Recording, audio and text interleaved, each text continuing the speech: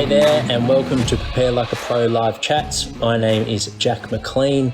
I created Prepare Like a Pro early in the year after being stood down as a strength and conditioning coach at the Hawthorn Football Club. I'm working with male and female developing footballers all over the country, and if you're interested in working with me one-on-one, head over to my website preparelikeapro.com.au, where you can check out my training packages, as well as I've got free training programs that you can download directly from my website. Hey Simone, good evening. How you going? Good. Yourself? Yeah, going well. Give you a quick intro. Yeah. So for those that don't know Simone, she's a practicing and passionate dietitian. I was lucky enough to work with Simone at the Hawthorn Football Club, where she worked with the athletes, both developing their cooking skills as well as their nutrition and knowledge around nutrition for recovery, as well as preparation for training and games, amongst many other things. During her time at Hawthorn, she had a huge amount of success. So she was involved with 3 premierships. And then prior to that, I've done a little bit of research, Simone, and I didn't know about all this. There's a huge list to go through, but you've been heavily involved in sport.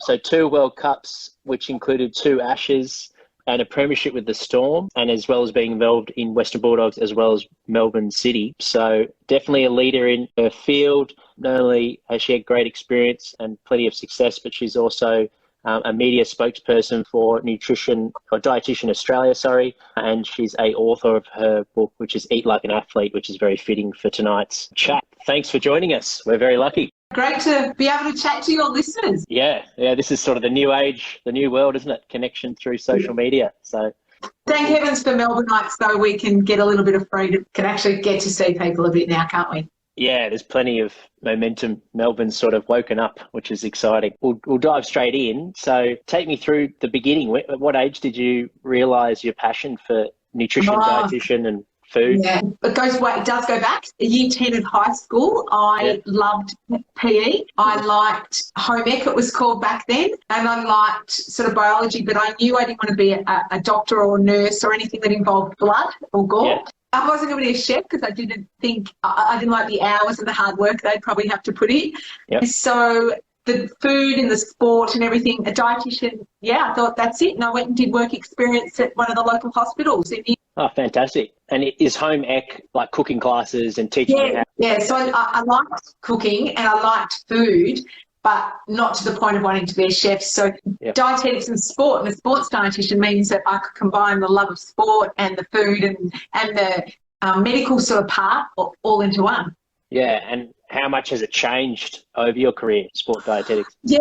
Well, if I think about, you said I used to work at the Western Bulldogs. So if I think about when I was first there, to start with, the players would train after work. So I would come after my day job, and the likes of people like Brad Johnson and Luke Darcy and things were my athletes when I said. Yeah, fantastic. And then there was probably much more emphasis on having things like carbohydrates from sports drinks and big bowls of pasta and more of the lollies and quick carbs. And now I think I've got much more focus on getting your carbohydrates from quality carbohydrates, where you're going to get other nutrients as well, more the whole grain carbs, and water generally is your main drink, but getting your carbohydrate from fruit at halftime or things that are going to give you other nutrients as well. So that's probably the big. Yeah, for sure. And so did you say with those Western Bulldog players, they were working during the day? It was back when football, right? So tradie, like they were doing physical exertion, I imagine, outside of the sport.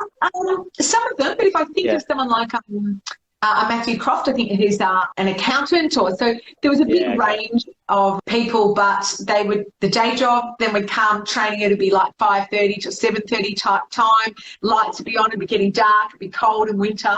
The Western Oval we were still playing at, and I can remember sitting in the stands watching the games with the reserves players and the wooden stands, and you'd be thumping your feet on the ground when you got a goal, and very fantastic. Different. Yeah, and so Western Bulldogs, was that your first role out of your degree in sport? So I went into, first of all, under-18s at a TA and helped out with the Sandringham Dragons, and I had a mentor, another dietitian, Karen Inge and Lorna Garden, who were into sports dietetics. But I actually took a role in community health. So I was working at 2 community health centres and a GP practice, doing more health promotion and seeing the general public. And sport I tended to do after I'd finished my day job. Right. Yeah, gotcha. Okay. And what is the big difference between being a nutritionist and being a dietitian? It's a good question. So A dietitian, when I did it in Victoria, there was only one course. You did a science degree. You could do that where you wanted to, and I did mine at Monash.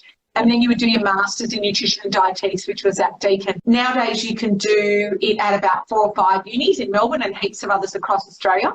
Yep. But generally, it's a science degree first, and then either 1 year extra or your master's, and that's a dietitian. A nutritionist, some dietitians will call themselves a nutritionist, but a nutritionist doesn't really have a set qualification. So it could be a 6-week course that you do online. Right. Interesting. So it's really important people do check to see what they're getting and what the qualifications go with it when someone calls themselves a nutritionist. Yeah. And is there layers to being a dietitian? Like, is there like a clinical dietitian compared to a sports dietitian, or is it more depending on your experience as a dietitian? Yeah. So your course is very medical based and very clinical type based, which it really actually needs to be at first, because even if you're a sports dietitian, you still have to be the general medical sort of based dietitian first, because the athlete is a person before they're an athlete. Yes. So if you've got a gut health problem or diabetes or a digestion issue or celiac disease or gluten intolerance, whatever it might be,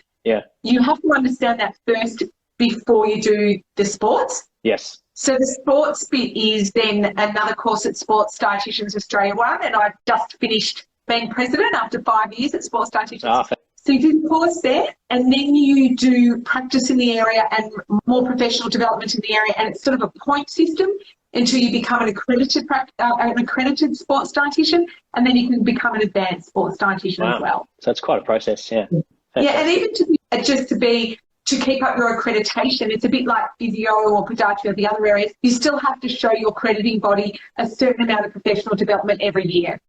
Yep. Okay, cool. Yeah. Her name, but you mentioned someone who influenced you early on. Who's been the biggest influence throughout your career, or is there a few that come to mind that have sort of been mentors and helped you along the way? Do you know there's a few in dietetics, but there's also outside of dietetics. But the first one I mentioned was Lorna Garden and Karen Inge. And so I did my sort of elective placement during my dietetic degree in sport, because there's not much sports dietetics in your basic course. Or was it when I did it? There's a bit more now, and I do some lecturing at some of them. But I did a placement with Karen Inge in sports dietetics, and she was the first dietitian in AFL.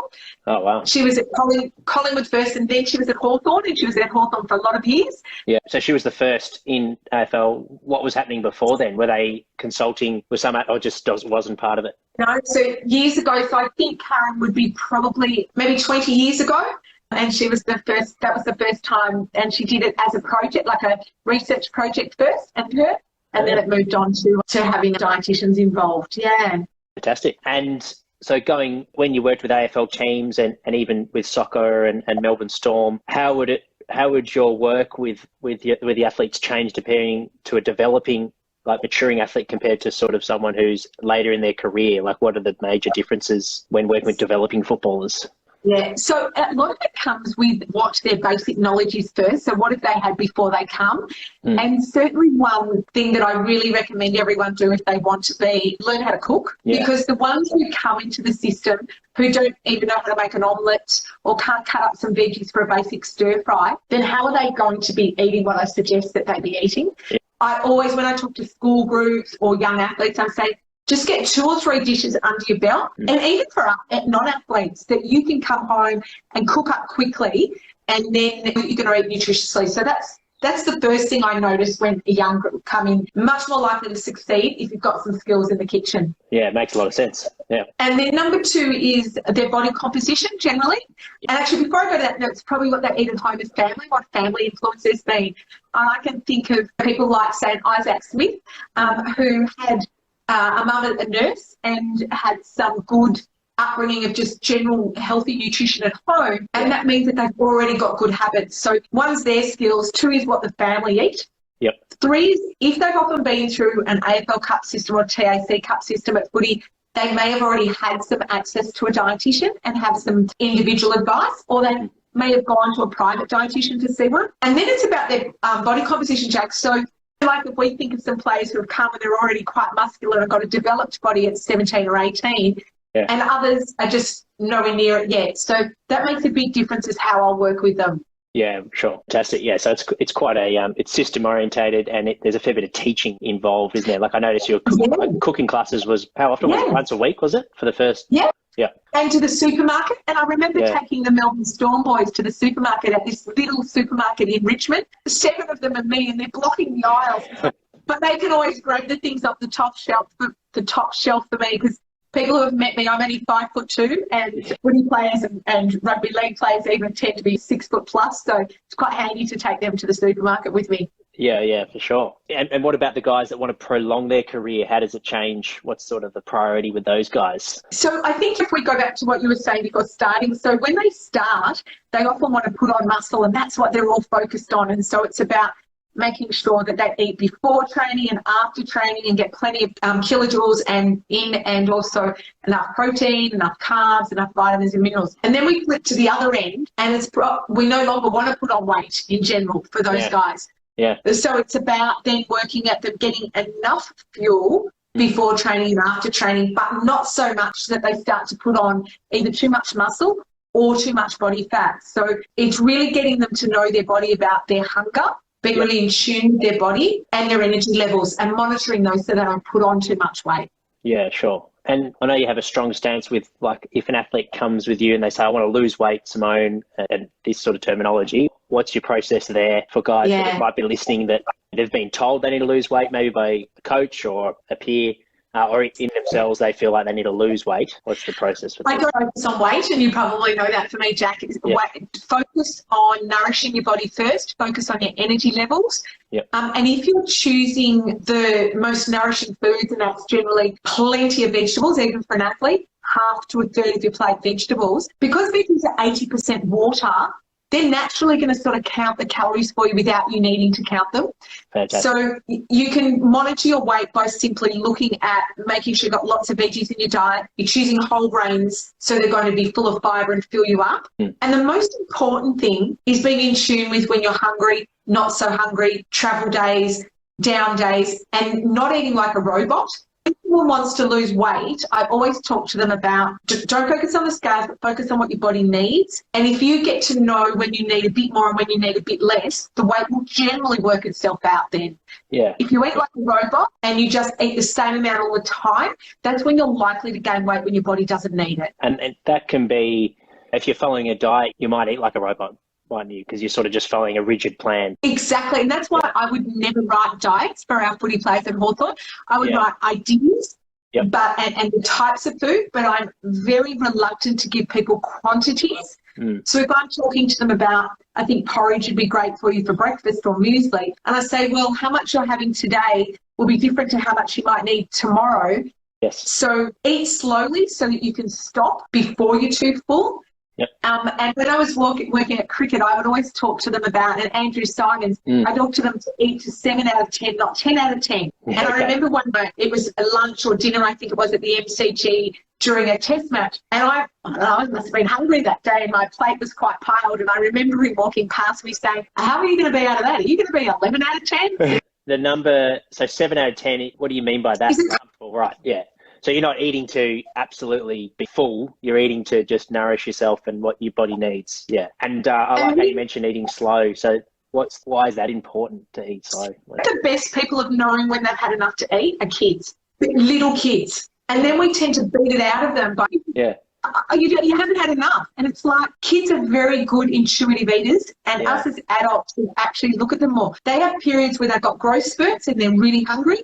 Yep. And they have the days when they're not very hungry. And that's, as adults, is what we should do, is eat slowly so that we've got a chance for our stomach to tell our brain that we've had enough before we've dropped it all down and gone, oh my God, I've eaten too much and it's too late. So mindful, do it well, think about it, and don't get used to thinking that you are hungry just because you're not full. So hungry is that empty type feeling, that rumbling in your stomach, that, I haven't eaten for 3 or 4 hours. But some people get so used to overeating and eating till they're 10 out of 10 that when they're 7 out of 10, they think they're hungry and it's time to eat. Yeah, right, okay.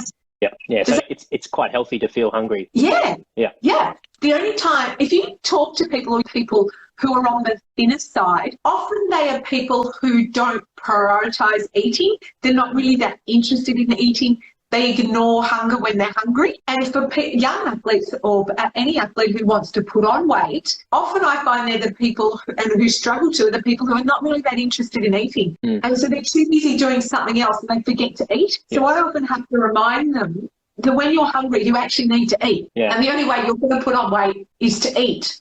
So we have different people and different interests in food. It definitely seems to be something I've noticed when working with athletes and just asking the basics of with it, what do they eat throughout the day. And one trend I do notice is that, so your book's the athlete way, there's almost like an Australian way where if people don't have cereal for breakfast, they'll have nothing. So it's like this nature, what's the easiest thing to get them because of time or whatever it might be, but there's this conditioning to not really having real food in a sense for breakfast. How do you transition people to, if they say, I'm just not hungry in the morning, like, is that something you listen to and you don't eat that morning, or do you have to is there an element of a process to shift that? Yeah, that's a good one, because sometimes what happens is I usually ask them, what is the last time you ate the night before? Because what often happens is people who aren't hungry in the morning eat their dinner late, eat a big dinner, and then often eat a snack as well. And therefore they're not hungry in the morning because there hasn't really been a long period of time without them eating. So that's the number one what I would check. And sometimes it's moving their dinner earlier or not having a late snack because they might not need it. Number two, and because we tend to also get hungry a bit based on our biological clock of when we're used to eating. Right. So upbringing comes into it. Yeah. And so the other part is it depends what they're trying to achieve. So if they're trying to achieve weight gain and they're going to be training in the morning, then I say, well, you're probably going to have to suck it up and you're going to have something to eat. Because if you want to train and you want to put on weight, then we're going to have to start with some fuel in your system. Otherwise, the energy to train, you're going to be breaking down your stores from your muscles, and then we're not going to leave anything to build the muscle. So it depends what their goal is. And just change the quantity that you're having. Awesome. Yeah, I love that. There's a couple of big gems there. So then, eating late and depending on your goals, sometimes you just got to suck it up and get the fuel in. So, Jack, and just for kids, I would never recommend they don't eat breakfast if they're going to school. And so that's just about, well, could you have a glass of milk? Or if you're not hungry at 7 or 7:30, could you take something and eat it at 8:30 just before you go into class when you might be hungry? Sure. And then if they're really not hungry, it's like making sure that recess time is going to be a nourishing snack. It's not going to be the packet of chips or the donut from the canteen necessarily. It's really thinking about what am I going to get in at recess then if I haven't had breakfast or I don't feel like breakfast. And it's taking a sandwich for recess or some yogurt and fruit or a wrap or whatever it might be. So that's important as well. So there's a fair bit of preparation as an athlete that you need to get into, don't you? Like, how do you, like, for the younger guys that are getting used to the athlete's lifestyle, you recommend things like meal prep on a Sunday, or is there a day of a week, or is it night before? What sort of routine do you recommend? I usually talk to them about what resources and what help have they got. So if they're at home and they've got mum or dad, I don't want them to rely solely on mum or dad. I want them to develop some skills for themselves, but still take into consideration if mum's going to be cooking dinner, could you help her one night a week so you improve your cooking skills? Have you thought about what you're doing for breakfast and what you're taking to have after school, for instance, or after work before you go to training? So which bits are going to be for them to prep and which bits can actually be taken care of by someone else in the household? Because if it becomes too overwhelming, someone might not do any of it. So break it down into what can you do and what can you take care of and what can you maybe give to someone else is what I would first look at. And then if they're adult living on their own or whatever, it's again about what do they like to do. Because to some people, food prep is enjoyable. Other people, it's a chore. So I would talk to them about, okay, well, if you're going to cook Monday night and it's going to be, I don't know, spaghetti bolognese night, then let's make double of that pasta sauce, but take half of it and add zucchini and carrot and eggplant and kidney beans and chili and make it chili con carne for another night. So it depends on what that person, as to food prep doesn't have to be all Sunday. And I've actually written a blog on my website about doesn't need to take all Sunday. Frozen veggies, canned veggies, one meal becoming 3 different types of meals in one. I think, it's quite individual how you. And what's the blog How do people find the blog? So if they go to simoneaustin.com.au, to my website, you'll see there's an array of blogs there. And I think it was probably 2 or 3 months ago I wrote one on meal prepping, and then it doesn't have to take all Sunday. Fantastic. Last one for me, and then I'll hand it over to you guys. So if you have any questions for Simone, just use the question mark at the bottom. Well, I can see Tess. I can see Tess, someone there I know there who does lots. She's a good PT there. I can see Tess. Tess has joined us. Oh, she has? Yeah, there's a few people writing some comments. Yes, 7 out of 10 is more sustainable than 10 out of 10. Good name for the book. So if you have any questions, guys, rather than use the commenting because it's hard to scroll through, just use that question mark button on the bottom of your phone there. I'm sure Simone will be happy to answer it, but we are wrapping it up now.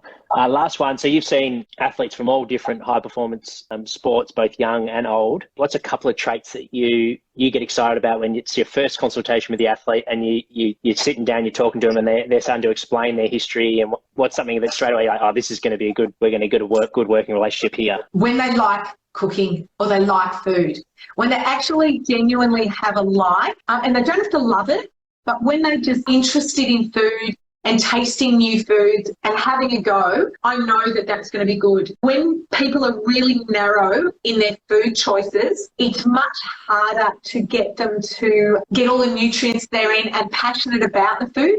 Because if they're more passionate about it, they're going to put some effort into it. But what I have loved, what I really love, is when I work with an athlete who isn't passionate at the start and doesn't have many cooking skills. And I can remember probably 8-10 years ago, I had a Hawthorn footy player. He was from the country, and I remember our first cooking session. Yeah. And he could hardly chop carrots. Cooking was a real chore, and I could see him getting really frustrated. And then we did lots of cooking sessions. And one day I said, "How was your weekend?" And he said, "Oh, my parents came down for the weekend, and I cooked some homemade gnocchi." Right. Now, I never forget that, and that just made me think he's learnt a life skill. His nutrition now will carry on because he can prepare some basic foods, and that's really important. Yeah, fantastic. If I'm trying to lose weight and burning 2,500 calories a day, how many calories should I be consuming a day? So what's your take on calorie counting? No, I do, Charlie, because I never count calories. So I suggest that any of those, even those calorie counting things, have so many inaccuracies in them. So there might be a guide, but ask yourself why you're worried about knowing how many calories you've burnt, and why do you need to know how many you're consuming in a day. What I suggest you focus on more is, have I got all the nourishment I need for the day? Have I got my calcium, my protein, my vitamins, my minerals, my healthy fats in? Have I got 20 or different plant foods in?